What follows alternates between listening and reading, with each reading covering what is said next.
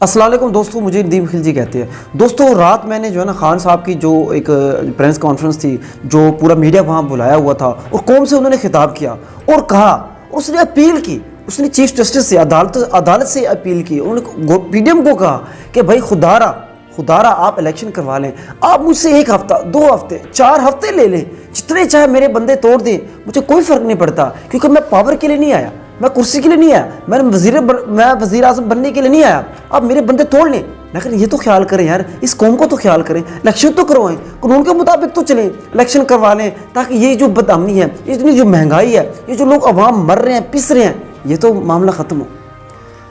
तो खैर दोस्तों, बड़ा ये बयान यकीन करें, ये जुमला बहुत ही ज़बरदस्त लगा, बहुत ही अच्छा लगा कि यार देखें।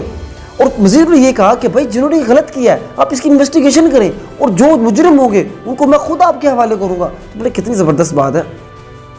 और दूसरी दोस्तों बात यह है कि ये एक लीडरशिप वाली, अगर आप देखें ना, ये एक लीडरशिप वाली क्वालिटी आपको नज़र आएगी कि चाहे अंदर से जितने भी टूट रहे हों, ख़त्म हो चुके हों, हमेशा सामने ऐसे फील करवाते हैं कि मैं अभी खड़ा हूँ, मैं डटा हुआ हूँ, मैं आखिरी गेंद तक लड़ूंगा, आप मेरे चाहे सारे बंदे तोड़ के ले जाएं, लेकिन मैं लड़ूंगा, फिर भी लड़ूंगा, बेशक मैं हार जाऊँ।